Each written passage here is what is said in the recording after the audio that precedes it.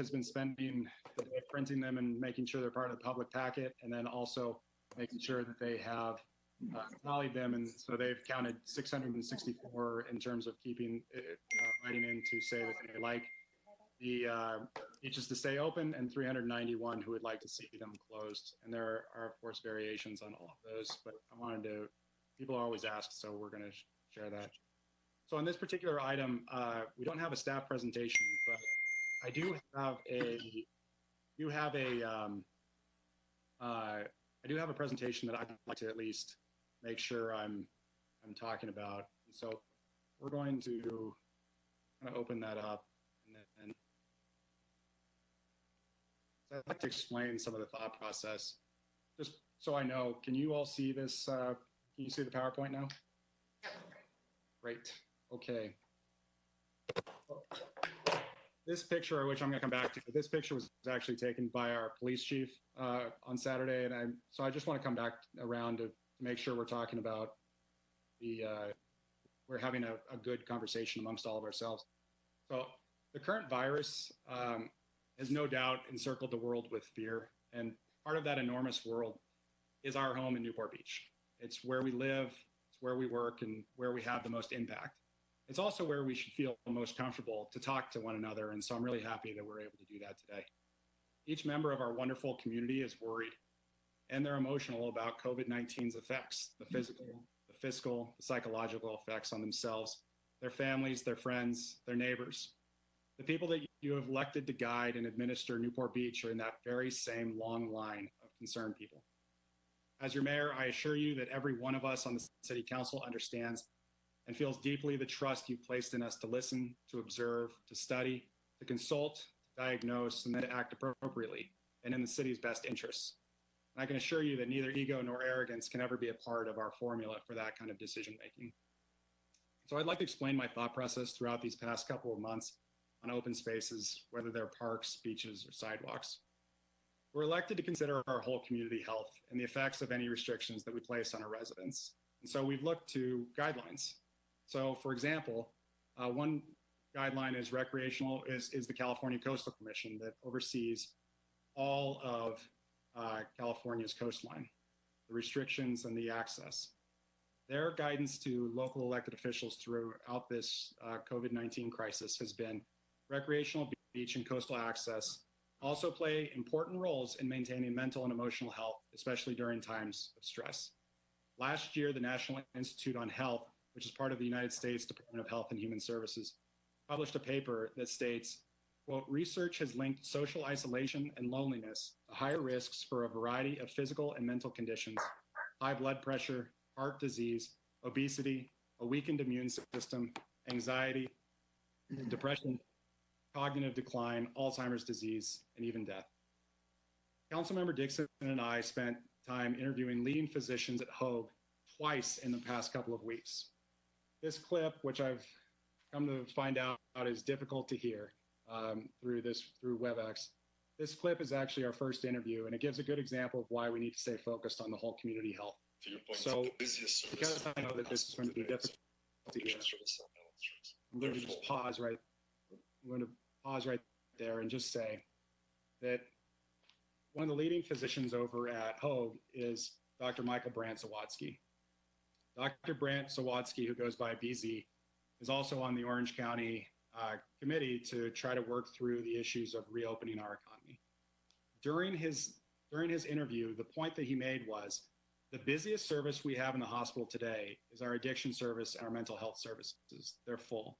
The phone lines are ringing like never before we've seen. Our Aspire program, the program that we have designed for after-school resiliency training for high school kids who have issues with anxiety and other mental issues, it's full. And we have the longest waiting list that we've ever heard. So while I have this platform, and I think a lot of people are watching right now, I do want to point this out. We've unfortunately seen an incredible spike in calls to emotional distress hotlines, to suicide hotlines. And so if you are watching this and you feel like you are carrying too much of a burden that you just can't unload, you have resources available to you. you have people who will talk you through what life is throwing your way. And so I want to make sure that I put this up on the screen so that we'd be able to say that to whomever really needed it. Now, people have wondered if we stay in contact with public health experts, and the answer is emphatically yes. So this was actually from another interview this past week where Councilmember Dixon and I interviewed another round of 3 doctors, the common denominator here being Dr. BZ. So we asked them, how is Hoag's bed capacity? How are you doing in terms of treating COVID patients?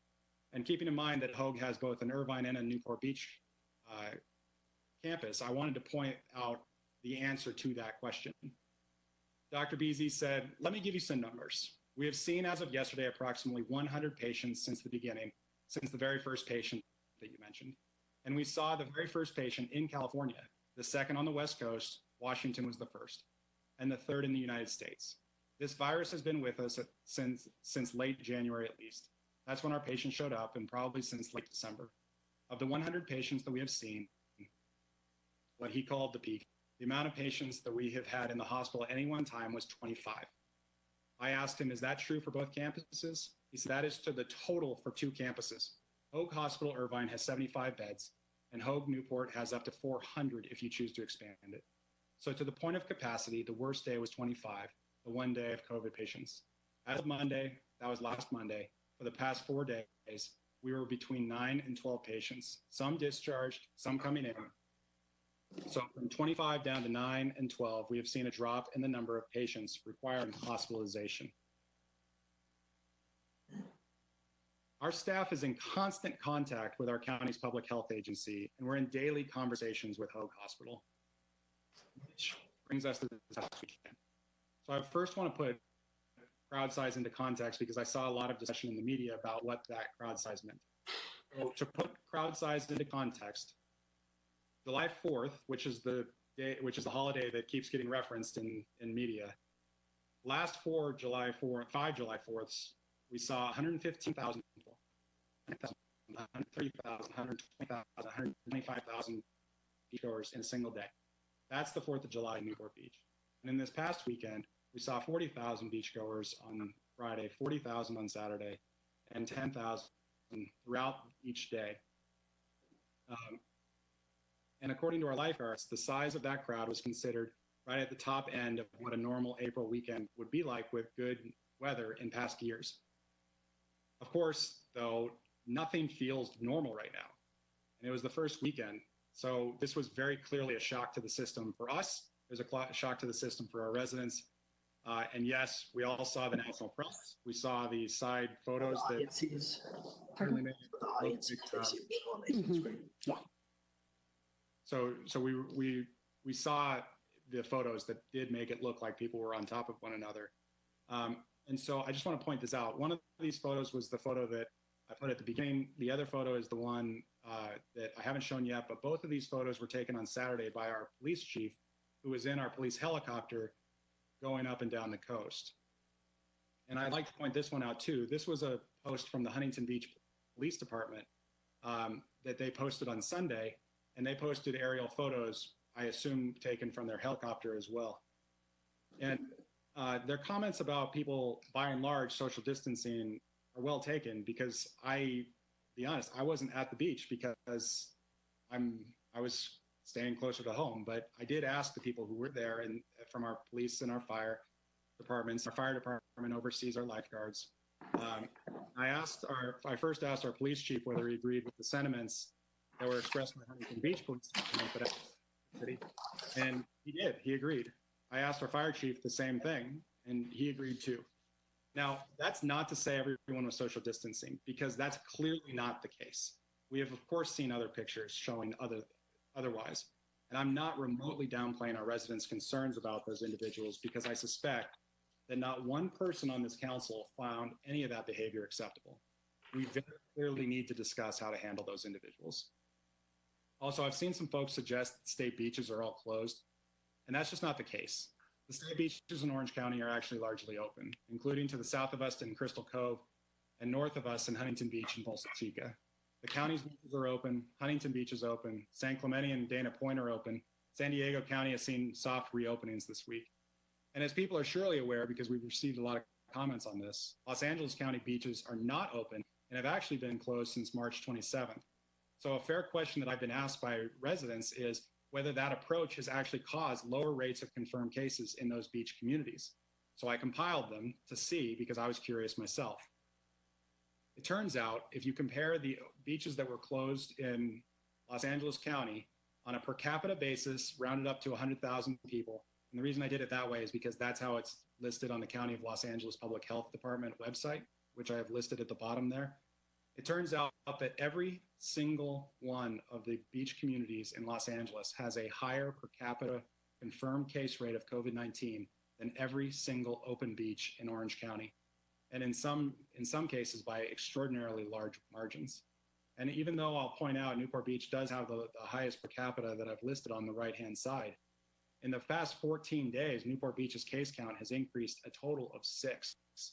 And when we asked the question of our Hoag doctors why they thought that Newport Beach had a higher than normal number at the beginning and has not seen that since, the comment was essentially that we've got once international travel stopped, it seems that so did a lot of the community spread. So. And then I'll just say, what it appears is that there are always negative secondary effects associated with closing public spaces. And we've learned that ourselves. We've seen closing parking lots at Crystal Cove State Park, for example, has pushed traffic and parking into Cameo Shores. And I frankly think we need to write a letter to the state asking them to reconsider that, simply so that we would ease the pressure out of Cameo Shores. We've seen residential neighborhoods being impacted on the peninsula and Corona del Mar, of course. I still think that we should keep I think we should talk about whether to keep them closed. I think we should. Ocean Boulevard, unfortunately, has been funneling people together, and some are choosing to walk in streets, and we're seeing those pictures as well. With the Balboa Island Boardwalk closure, we've received complaints and staff's been confirming that people are still out walking, some of them, though, unfortunately, through the alleys. And some people have also asked, well, what's the standard for closing a beach? So I just want to point this out. So California Coastal Commission did send out a standard for how to close coastal areas. And so that says the executive director is prepared to waive permitting requirements for restrictions or closures where the restriction or closure is not longer than the duration of the applicable shelter-in-place order. It's the minimum action necessary to protect public health and safety. It does not involve the erection of any permanent structures. We recognize there is inequity in coastal access, and we strongly encourage local governments to consider approaches that balance public health order requirements and equitable public access, because the coast belongs to all. And I'll point out, I think that any beach closure is going to meet number 1 and number 3, but a beach closure is never the minimum action necessary. It's always the maximum. And so that's always the question that I think we need to be addressing. And then I've had a few people ask me, if the beaches are closed, where exactly will the 12,000 Peninsula residents go to go recreate outdoors? And this is just a slide of our city broken down into council areas, because it's the easiest way for me to articulate this point. But down at the bottom left, that's our peninsula. There are about 12,000 people who live there. The purple area has another 12,000 people. And that whole area, if we close down, I'm going to go out on a limb and guess that where they're going to probably go, Marina Park, but of course Marina Park for the most part is closed. I suspect some of them are going to take the ferry over to Balboa Island, where we also have over 3,000 residents for the closed boardwalk. I'm sure that some will be walking into Newport Heights to get up in the shady area, but that's another 10,000 people who live in that area. And so I think we can all acknowledge that people who choose to live on the peninsula tend to be people who enjoy the outdoors and who love the beach. And closing this down does not mean they're going to stop going outside.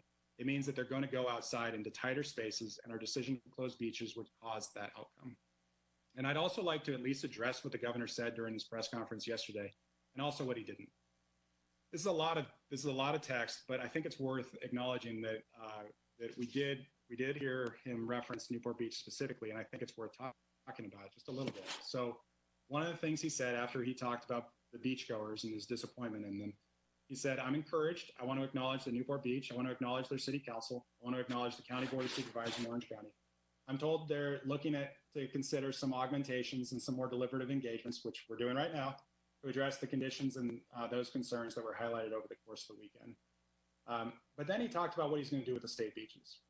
He says the California Highway Patrol, with our state parks patrol and other partners, we're going to avail ourselves of more aggressive enforcement of the stay-at-home order, of the social distancing, of the guidelines and procedures that we expect to be followed all across the state of California. He went on for a while, and then when he got to Q&A, the first question out of the gate was, does that mean you're wanting to take a step more towards citations, or is the goal still education about social distancing guidelines versus enforcements? And he said, no, the predominant focus is education. He said there are no citations or arrests. There were a few warnings scattered throughout the state of California. I think it's a better approach. I don't want to be punitive. He does a very good job being folksy on the, my gosh, someone has lost their job. Oops, I apologize. He said, so, those aren't the people that he wants to see enforced against. But he does say, but if there are people thumbing their nose and abusing it, putting their lives at risk because they're impacting the lives of others and ultimately setting back the cause of reopening the economy as quickly as we'd like to, I think we may need to do a little bit more. And then he also referenced the idea of parking closures and whatnot to try to rein that in as well. So he discussed education and enforcement. He discussed parking. He did not discuss or suggest closure of any of the state parks or state beaches or even any of the beaches that he referenced. And I'll say, frankly, on these points, I agree that education and enforcement need to be stepped up dramatically. And I also believe we truly can trust the vast majority of people to do the right thing. We clearly have to remind some people to do the right thing. And for the people who don't want to do the right thing, then they ought to be acquainted with our Newport Beach Police Department. And so to that point on education, I'll repeat a source that I've been citing regularly in the past weeks. For everyone watching, please share these basic principles from the State Parks Department. Our city has emphasized this in public messaging, and I'd like to take a moment to do it again. Stay home if you're sick. Stay close to home when you get outdoors. This is not the time for a road trip to a destination park or beach. Venture out only with people in your immediate household. Walk around the neighborhood and enjoy neighborhood parks. Always maintain a physical distance of 6 feet or more when recreating in the outdoors. If you cannot maintain physical distancing, leave the park and do not congregate in parks. So I'm using this last picture, which I'll admit was not taken this weekend, as a reminder that we are in charge of the whole health of our whole community. And that, of course, requires taking into account combating COVID-19. It also includes paying attention to the serious and pervasive health effects of social isolation. To remind everyone of research that I cited early on during this presentation, that social isolation and loneliness lead to higher risks for a variety of physical and mental conditions: high blood pressure, heart disease, obesity, a weakened immune system, anxiety, depression, cognitive decline, Alzheimer's disease, and even death. News reports have noted recently that suicide prevention hotlines have spiked 8,000% in parts of Southern California. Our Orange County Sheriff said last week that domestic violence calls have spiked. We cannot ignore these life and death issues. And the following words that I want to convey are from a speech that President Kennedy intended to give on the day that he was assassinated in November of 1963.